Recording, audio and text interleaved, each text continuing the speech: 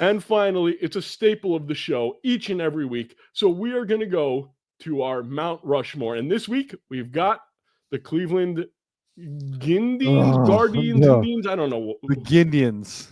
Guardians. Guardians.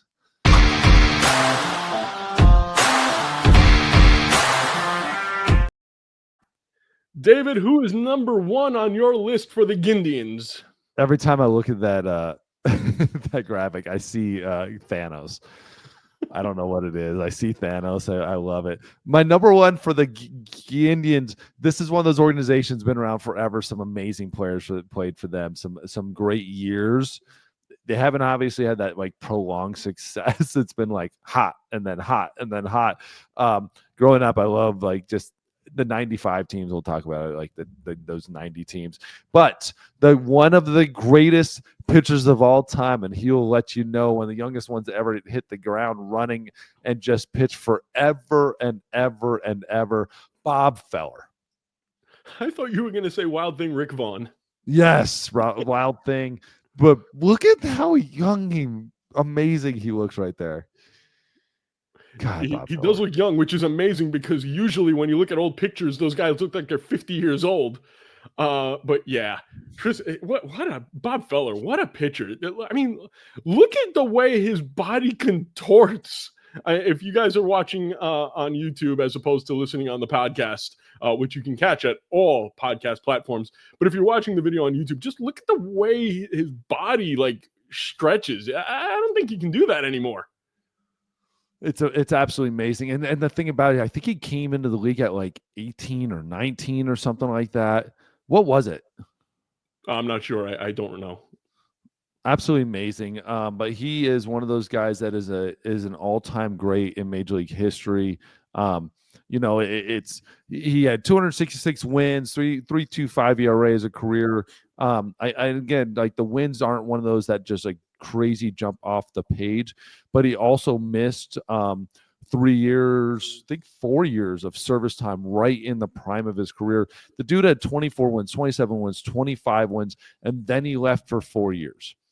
Right in the prime of his career. The next year only played a little bit, then he had 26 wins, 20 wins, 19 wins, 15, 16, 22. Like he would have had 320 wins, something like that, 300 wins if he would have kept playing in that prime. Easy 320. I think he would have been 320 plus. And that's the thing people recognize about him. Like you missed some of these guys in the prime of their careers for what they did. He won the Triple Crown one year. Cy Young Award. Oh no, he never won a Cy Young. But like he's one of those pitchers that just what pitching meant. Oh, sorry, he came in the league at 17.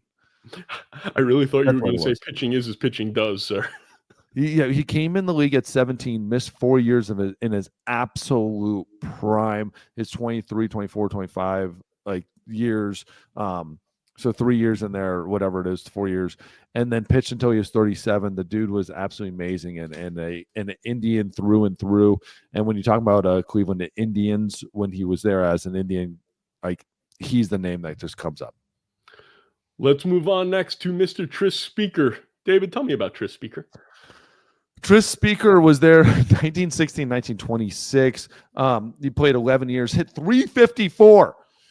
Played 354 for the Indians. Just absolute kind of like, again, anything and everything for the Indians. When you talk about Indian greats, you can't talk about them without Tris Speaker. Did everything for him. Okay. Next up, Jim Thome. You got nothing for Tris Speaker? No, I don't really know much about Tris Speaker. I'm not going to lie. He's one of the guys that I really should know more about, but I don't. So that's why I let you do it. So again, he won World Series for them in 1920. He just he did everything. Obviously, this was back then when like home runs weren't like a huge deal and stuff like that. But like he did everything. Incredible, like bat to ball guy. Just led the league in kind of like a little bit of everything. Just an amazing player, amazing all around player. All right. I talked about him. I brought him up already. Jim Thome, or Jim Thome, as I like to call him, because, I mean, look at the way he spells his name. T-H-O-M-E? Jim Thome, Jim Thome, absolute, like, we talk about those 90s Indians teams, and you cannot talk about them without talking about Jim Thome and how much he meant to these teams. Absolute just stud power hitting first baseman, DH. I think he came up as a right fielder, if I'm not wrong. Hall of Famer. Again, like when where do you go here, right? You had Kenny Lofton on these teams, you had Manny Ramirez on these teams, you had Albert Bell. Jesus, Albert Bell, Elmar. It's so many players, but right in the middle of that lineup was always Jim Thome. And what he did there, what he continued doing when he was with White Sox, stuff like that, is absolutely amazing. Power upon power upon power. And he earned every single right of being a Hall of Famer. 3 All-Star games. I'm reading this right now. 3 All-Star games, Silver Slugger, 100 runs, drove in 100 RBIs 6 times. Again, Philly, I believe he won the World Series with the Phillies, maybe. I don't know. But those teams should have won several World Series titles. It just absolutely amazing teams. Yep.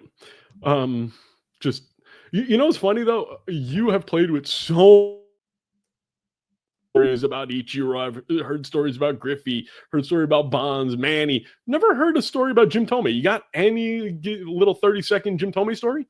Jim Thome, the one thing I learned about Jim Thome very quickly is you don't talk to Jim Thome during a game. Okay. You leave Jim Thome alone. Before the game, one of the best guys ever be around. After the game, one of the best guys ever be around, a leader, mentor. He's a guy that you just you're scared to talk to because he's like dad. He's your dad. You respect him, and more than your teammate. You respect. And I went to go talk to him one time during a game. Oh God. You just leave him alone. Let him be focused. Let Jim Thome be Jim Thome. And I love that about guys. I love that when they just turn a switch and they become like a monster. Be a monster. Jim Thome is like the opposite of me. When I'm on the air, I'm smiling, I'm happy. Oh man, when the camera's off, don't go near me on a bad day. Stay away. Yep. And finally, the last guy in the Mount Rushmore, and this guy belongs there more than damn near anybody, Larry Doby. Larry Doby, God, absolute stud. I believe he was the very first American League African-American player. Mm-hmm. So like you talking about Jackie Robinson, but Larry Doby was just on every level of that. Absolute stud. Obviously, you missed the prime of their careers when they were in the Negro Leagues. He came over, and it's amazing. Everything I've ever heard of Larry Doby was just class act, class man. Jackie gets so much credit for what he did, and deservingly so. He kind of falls under the radar a little bit in a lot of those realms, obviously amongst Negro League players and in that world. He gets all the respect in the world, but amongst Major League Baseball, he kind of misses out a little bit on that conversation. It's always about Jackie, always about Jackie. The dude went through the same stuff in Cleveland. He went through the same things that Jackie went through.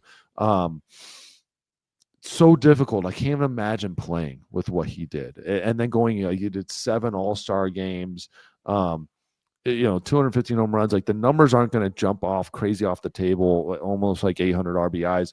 But remember, like, led the team to the World Series, all-star teams, like left and right, 7 of those. Like, how much he meant to the organization and to baseball and to Negro League players and the Black community. Absolutely amazing. And again, I've never heard a single bad thing about him at all. It's amazing. Absolutely amazing. All right, we got to get done with the show because I know you have somewhere to go. Real quick, who is your guy that didn't make your list, but just on the outside? My guy that didn't make the list just on the outside, J-Ram, Jose Ramirez. Dude, like, he is not far away from the list. But like he needs to do what he did last year, like 2 more times. And then maybe win a World Series or somehow figure out how to take the team again on his shoulders and ride them to the promised land. This dude is amazing. Like, he is so close. Like, He was one game away from being a 40-40 guy last year, and the game got canceled. Like the game got canceled. And like that, but again, you never heard a word out of him. You never heard a word how like disappointed I'm at. Like some guys would lose their minds at it. For me, God, he is so close to being on this list. It's just what can he do to separate that next level? I don't know, dude. Just keep doing you. I don't want to get into a long debate back and forth, but I will say, although I am a huge fan of Jose Ramirez and I respect him and I think he's fantastic, you know that, I would have put Albert Bell as the guy who just missed. That guy was incredible. I would say that, but I don't think anybody. I think when people think of when Indian fans think of Indians, Albert Bell's there, but it's Jim Thome. It was like Jim Thome's team and the leader and the captain. And like when you think of Indians, I think they think of it Thome first, and then they go, "Oh man!" But Albert Bell was amazing too. I dare you to go up to Albert Bell and say that wasn't your team. If you have the testicular fortitude to say that to Albert, go ahead. I think I would talk to 8 other guys and ask them whose team it was. Or 7 other guys. Yeah, you don't ask the one player and say whose team it was, because Jim Thome would say, "No, it's not my team." Everyone else would say, everybody else would say this was Jim Thome's team. All I'm saying is I'm terrified of that man. Dude, he'll break me in half, and I'm fine with that. But you never ask that guy whose team it was, because respectfully, they should never say it was their team. Can you imagine a team with Milton Bradley and Albert Bell? Same team. Oh, God. Good luck. It would explode. All right. Last thing we're going to talk. Well, and the player that could possibly be on this list. That's where I was going. Okay. Emmanuel Clase. Like, maybe arguably the best closer in baseball right now. Like, I don't know if there's another list of guys right now. And if this dude keeps doing what he's doing 3 or 4 more years, what he's doing, like, he's going to be on a short list of closers ever. Well, I would have put Jose Ramirez in that spot, the guy who could get there, and I would have put Bell in. But okay, it's totally. I think Jose Ramirez is so close to being on that list, because it's a different player in this since 2013. Like it's been a different dude, and he's been 12 years there. That's the thing. He's been 12 years there doing it.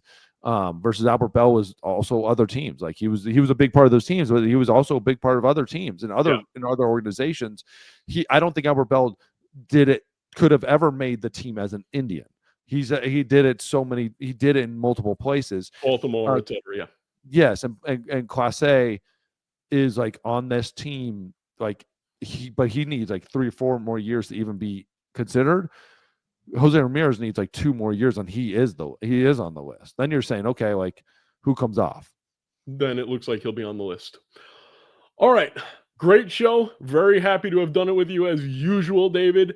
For those of you still watching, please contact us on Twitter. It's at ManCaveSports22. Let us know what kind of punishments should we inflict upon David Aardsma if he loses in Are You Smarter Than a Relief Pitcher? Because I want to see the greatest stuff. So far, he's got to eat a hot dog smoothie. He's got to dye his beard pink. Like, there's a lot of good stuff. But let us know. And nothing too evil. That's my job. The best part is I don't know all the punishments. So my beard pink. What's wrong with my face? Did I get hit? Shut up. We got to finish the show. Nobody's looking at your face. I'm James the Greek. He's David Aardsma. We're out of here. See you next week.